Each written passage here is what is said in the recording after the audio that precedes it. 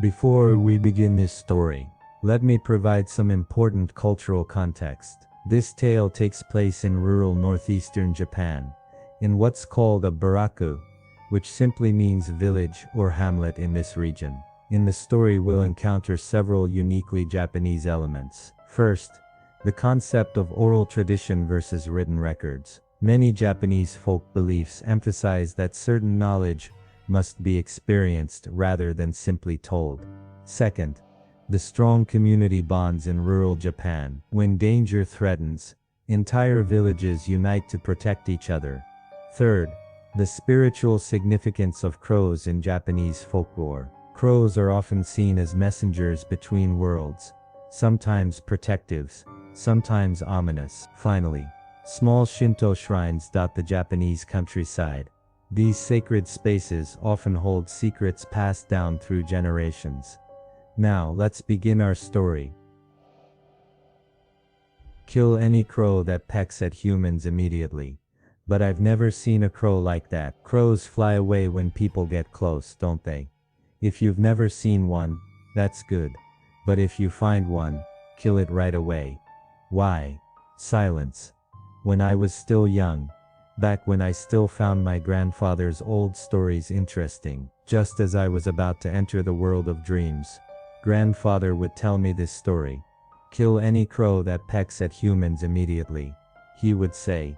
When I asked why, grandfather would fall silent, and eventually I would fall asleep. Come morning, strangely, it wouldn't stick in my heart. I never asked grandfather about it again. There's a foreign monster called a basilisk. It became quite famous in a certain wizard story series. That's how I learned about it. Do you know of a similar monster from northeastern Japan? Saying they're similar might be misleading, but their method of birth should be alike. Since my hometown was a village in northeastern Japan, I don't really understand the discrimination faced by certain communities in western Japan. In our area, the word barku was commonly used simply as the name for our district. It carried no discriminatory meaning, just a place name. This is getting long, but there's a story passed down only in our village. Kill any crow that pecks at humans immediately. The story goes back to when I was in high school. A crow that pecks at humans has been found. We're going to kill it now, so you need to help. I don't want to. I'm tired from club activities. Besides, can't we just leave the crow alone? No. All the men in the village are searching for this crow. We need your help too. Well, if my elderly grandfather was going, there was no way I, a young man, could refuse. Thinking this, I put on work gloves and was handed a large grass-cutting sickle. Grandfather smelled of sweat and the distinctive earthy scent that comes after farm work. Grandpa, you should take a bath after working in the fields. You really stink. I used the manure pit today. The smell is unavoidable. Even after bathing, the manure smell doesn't come off. Talking like this, grandfather and I walked to the nearby forest. Country roads back then were a mixture of fresh grass scents and intense fertilizer smells. Stinky was the perfect word to describe it. Oh, you finally came. We still haven't found the crow, so we need you both to work hard too.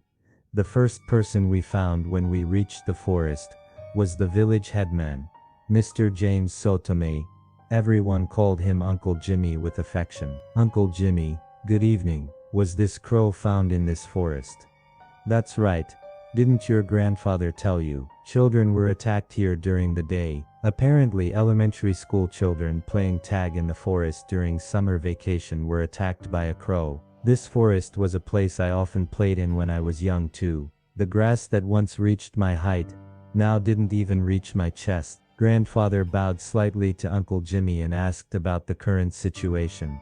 Uncle Jimmy, all the men in the village who can come are here, right? With prey around, won't the crow attack us? Human attacking crows are supposed to be stupid crows, right? That's right. After attacking the children, it immediately hid somewhere and won't come out. Well, there's no need to rush. If it's really a crow that pecks at humans, it won't be able to resist and will come out soon. From what I heard, this crow seemed quite foolish. When it sees humans, it attacks frantically, Even when swatted away, it doesn't flee, so it can be easily killed with a grass-cutting sickle. Uncle Jimmy, why does this crow have to be killed? Can't we just leave it alone? Grandpa won't tell me when I ask. Well, I could tell you, but you're still a student, right? Don't worry about such difficult things. I can't tell you with words. I have to show you. Show me, the crow. No, anyway, I can't tell you with words. If you're still living in this village when you turn 20, I'll show you.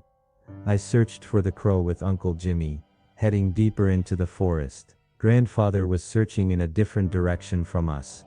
Once deep in the forest, the fertilizer smell from the fields was gone. The air was filled with the cool grass scent characteristic of dusk. The refreshing grass smell was soothing to my body. Tired from club activities, the cool breeze and insect voices, still hesitant since night hadn't yet fallen.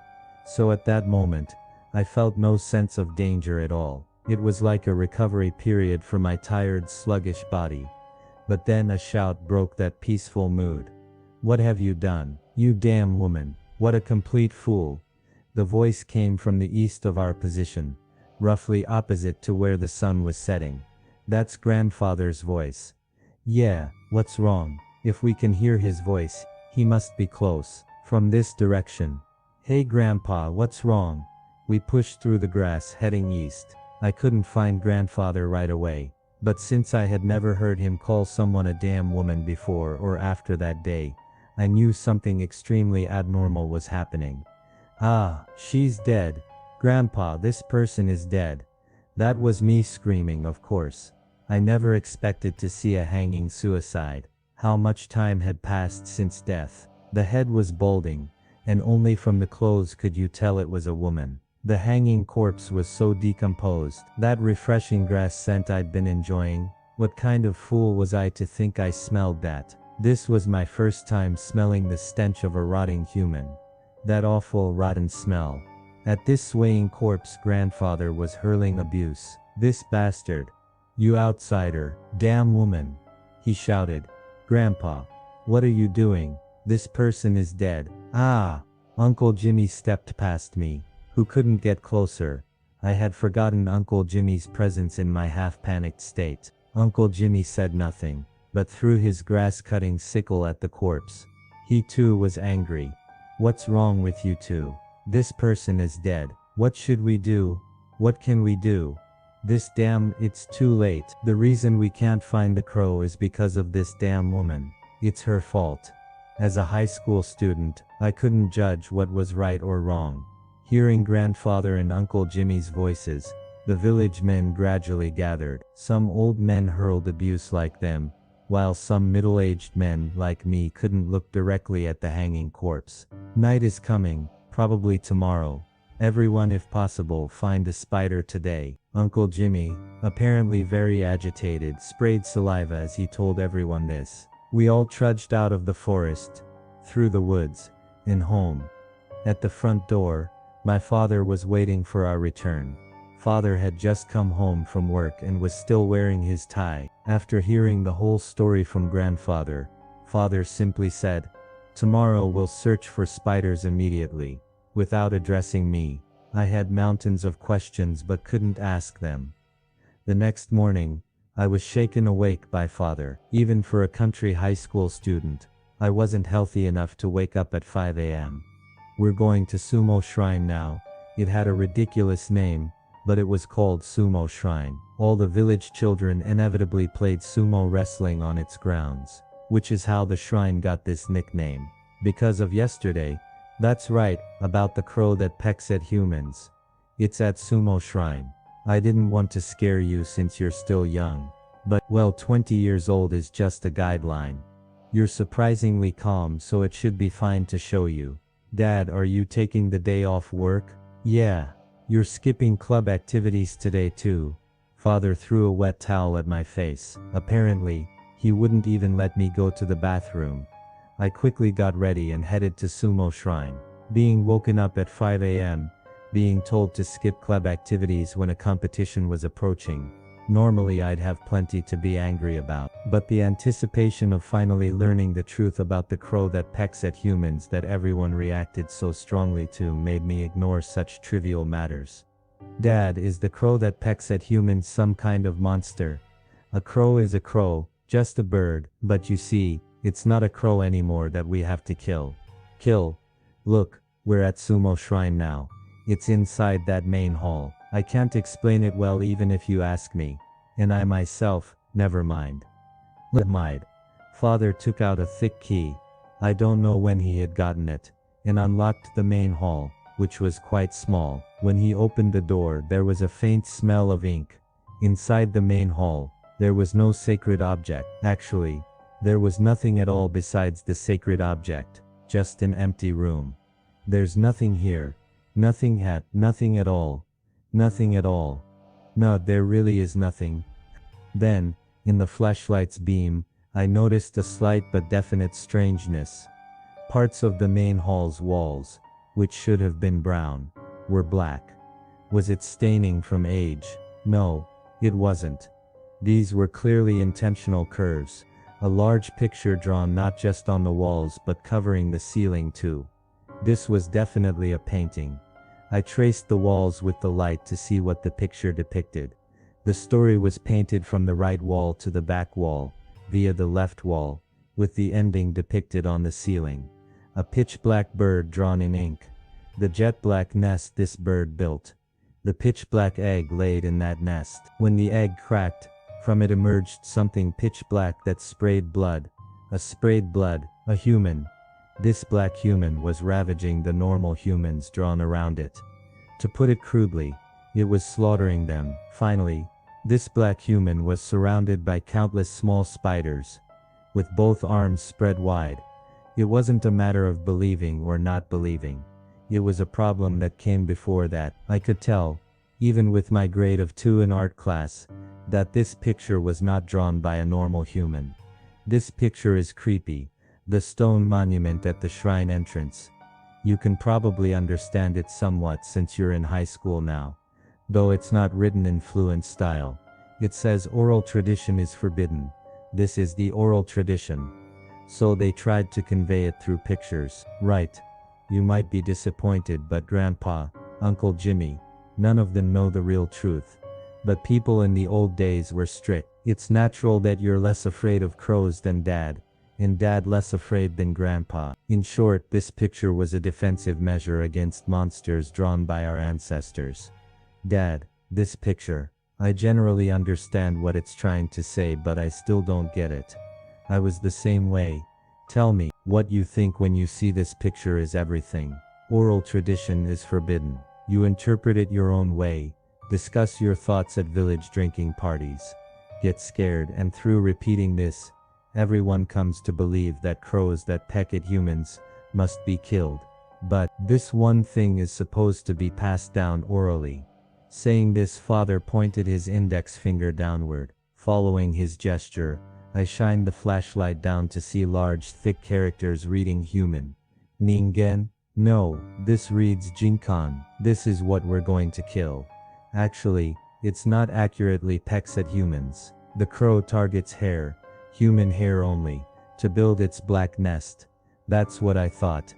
That evening, spider webs were stretched at the entrance of every house in the village. 2 poles like those used for growing cherry tomatoes were stuck in the ground with webs strung between them. It looks like some weird religious group. Anyone would think so if they didn't know the reason. But everyone had done surprisingly well at getting spiders to build webs. When you think desperately that you might die if you don't do this, you can surprisingly manage it. If that picture is right, spiders are what killed the Jinkan. Yeah, everyone thinks so. The person who drew that picture wasn't very smart. They should have left it in writing. You're absolutely right, but probably because they weren't smart, they couldn't leave it in writing. Father and I caught a particularly large female spider and made it build a web. Grandfather was helping other houses make spider webs. The only spider bigger than ours is Uncle Jimmy's. Father quietly said right, and went straight to take a bath. Being more quiet than usual was understandable on a day like this. That day's dinner wasn't until nearly 9 p.m., but grandfather still hadn't returned by then. Honestly, I couldn't fully believe in this Jinkon, so I was half exasperated, thinking, is the old man still working hard? Terrible, he got him, Uncle Jimmy got attacked, it's the Jinkon. Grandfather burst into the living room with a pale face, his white shirt stained with fresh blood. While mother and I froze, father slowly put down his chopsticks, scratched his head and first urged grandfather to calm down. Dad, what happened? What's Uncle Jimmy's condition? Dead. Completely dead. Look, this is Uncle Jimmy's blood. It's bad. It's not spiders. Jinkon can't be killed by spiders. Calm down. What happened to Uncle Jimmy's family? There should be a small grandchild there too. Father tried to stay calm. He worked to piece together the fragmented story from panicked grandfather, rushing to confirm the facts. The family all escaped to the community center and they're safe. So at the community center when I came back from patrol, they asked me to check on Uncle Jimmy's condition. Uncle Jimmy had been attacked. Attacked? What state was he in? Full of holes. Blood was spurting out. What scene was grandfather remembering at that moment? Grandfather threw up right there. Clang, clang, clang. We heard the fire department bell, the emergency bell to alert all village residents. We're going to the community center. Tonight everyone will gather together. We'll protect each other. Whether it was grandfather, father, mother or me who said that I don't remember. I can't recall because of the shock that came immediately after. Dad, don't you smell something? Yeah, something stinks. This smell, I've smelled it recently. This is not just recently. Yesterday. The awful stink of a dead rotting human. Grandpa, it smells like a dead person. It's not me. This smell is coming from outside. Father jumped up and ran to the storage room. Mother remained stunned, sitting without preparing to leave. Bang. Something struck the front door. We all froze, staring at the door. A moment of silence. Jen came, the moment mother, who had been silent until now, said this. Bang. Bang. Bang. No normal human would bang on a door like this. Bang. Bang. Crack. The door broke. Since our living room was just past the hallway and sliding door from the front entrance, it appeared before us immediately. Jenkan existed. Ah, it's a monster. It's Jenkan. A monster in human form, an inhuman creature. Its body was pitch black as depicted in the picture. Its rotting, festering body was missing what would be a left arm in a human, but the movement of its right arm was abnormal. I can't describe that movement. No combination of words could express it. Did we really think we could kill this monster with spiders? Mother truly panicked upon seeing Jenkan, screaming ha, hands trembling at her chest. She couldn't even stand. Jenkan rotated its face at an impossible angle, and clearly targeted grandfather. Grandfather couldn't move. Get away. Move. That's when father came with a bucket full of gasoline and doused Jenkan with it. Jenkan didn't budge, and extended its tentacle toward grandfather. But when father lit it on fire, it writhed like a human and rolled into the hallway. If this isn't a ghost or something, this should kill it. If it can be killed, it has to die. Breathing hard, father muttered like a spell. The rolling Jenkan made no sound, deflated like a balloon losing air, and disappeared with the flames. What was that? Grandfather couldn't move because, being elderly, his legs had given out. I was asked to go to the community center as a messenger to report what had happened. Father and grandfather would completely extinguish any remaining fire, and mother at that time was completely useless. The village residents, initially disbelieving, had nothing to say after seeing our house's condition and Uncle Jimmy's body.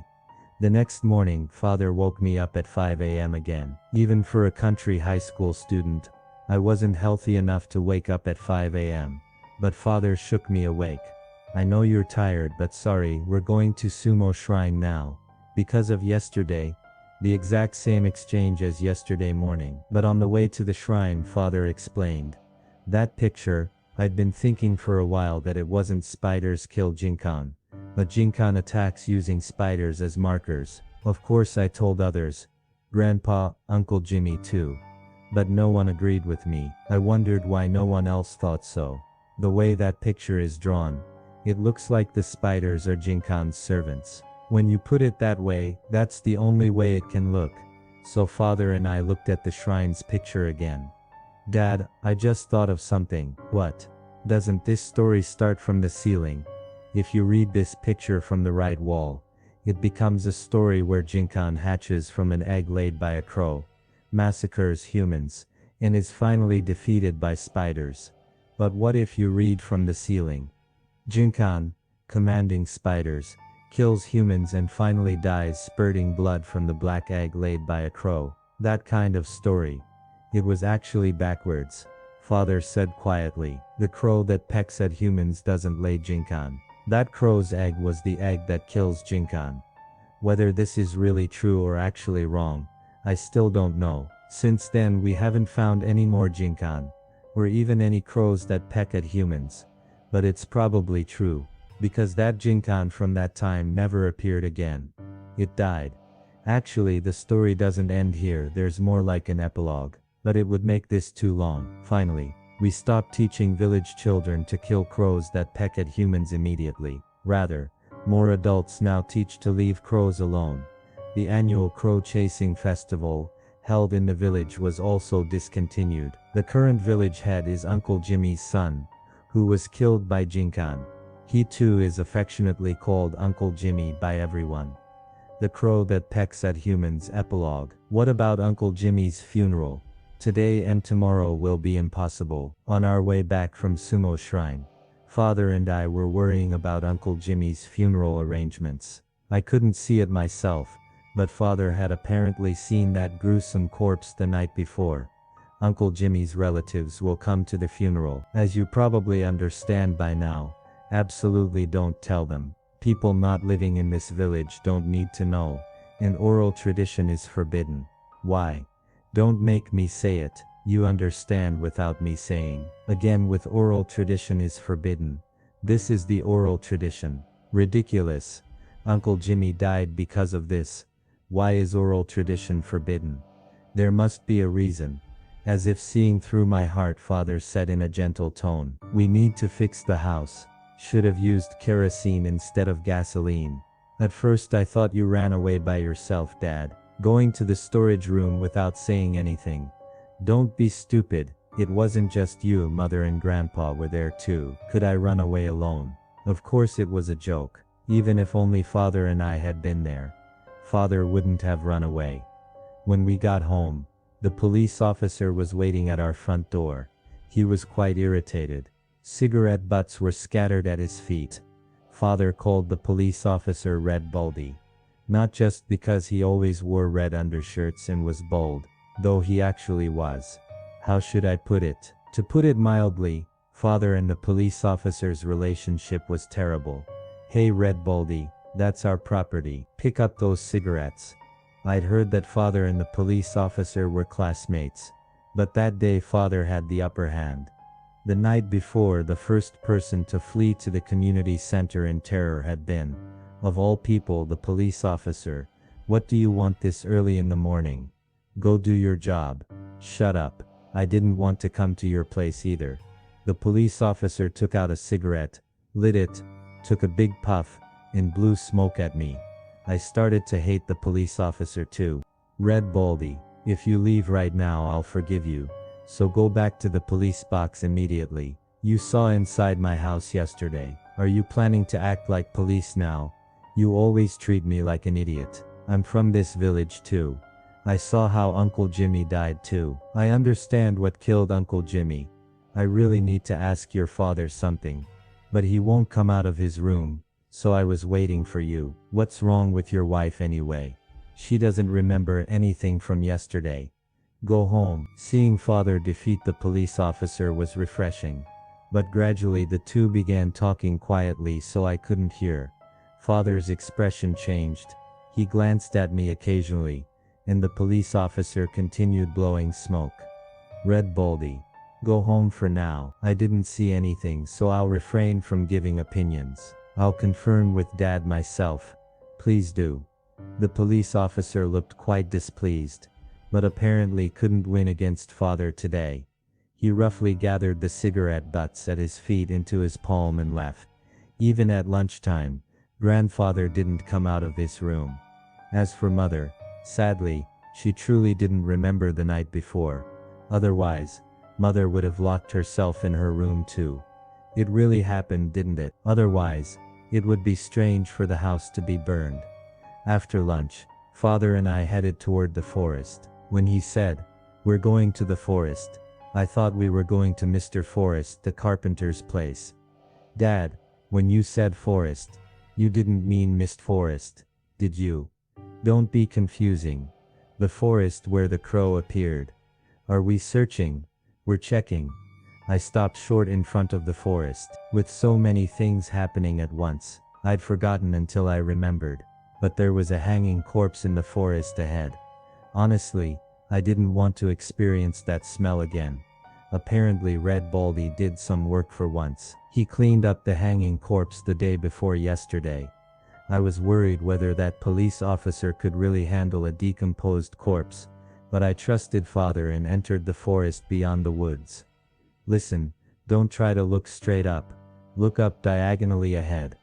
I know, I used to be good at finding bird nests too. I was bragging, but imagine how hard it is to find a single bird's nest even in a not very large forest. On top of that, this was the day after yesterday in this forest. I was extremely scared. No crows flying around. There aren't many tall trees. Crows build nests in tall trees. Isn't finding it impossible then? If we search and can't find it, there's nothing we can do. Let's search as much as we can.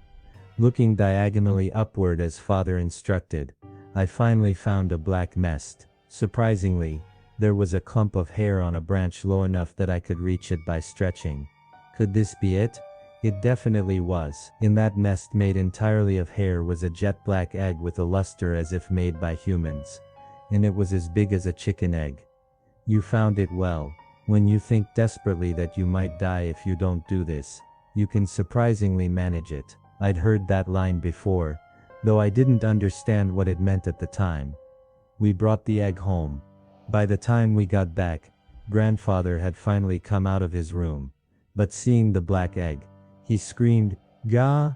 and shut himself in his room again. I'm going to crack it. You're cracking it? I'm cracking it. If we follow the shrine picture, cracking this egg is Jinkan's end. If it burned to death with gasoline, that's fine. But I'm honestly scared to crack it. Jinkan might come out. Father chuckled. He understood I was joking when I said Jinkan might come out. The fact that this egg isn't cracked is the best evidence. Jinkan isn't born from crow eggs. But I'm curious about what's inside. What could be in there? Father surprisingly punched the egg from directly above, cracking it. He hit it so forcefully, probably because he was also somewhat scared. Nothing inside. Even if something was inside, it would be crushed if you punched it. No, there's really nothing inside. Look, my fist is still clean. Hey, what did you spill in the hallway? That's when Mother tiptoed into the living room. Did you spill paint or something? It's pitch black. Father and I looked at each other, nodded understanding, and said this to reassure Mother. Yeah, we spilled some paint. There was no smell, no awful stench. That night Father secretly told me. This morning, when Red Baldy came, that bastard asked if the hanging corpse was missing its left arm from the beginning. Since it's over now, don't tell Grandpa. I nodded strongly. That night I slept well. Uncle Jimmy's funeral was held by the entire village. Uncle Jimmy's relatives came too, but they were never shown the body. He died in an unfortunate accident, and that's still the official story. Later, after various complications, the picture in Sumo Shrine was repainted. Mr. Forrest, the carpenter, and the police officer painted it. Father and I were impressed that he could draw such delicate pictures despite seeming rough. However, one thing changed significantly. In Sumo Shrine's main hall, which had contained nothing but the picture, a magnificent sacred object was placed. A jet black egg, beautiful as if crafted by humans. We had found 2 eggs. Oral tradition is forbidden. This is the oral tradition. If Jinkan no longer appears, Sumo Shrine will probably just become an ordinary shrine. Since no one will pass down the story, that's surely what will happen.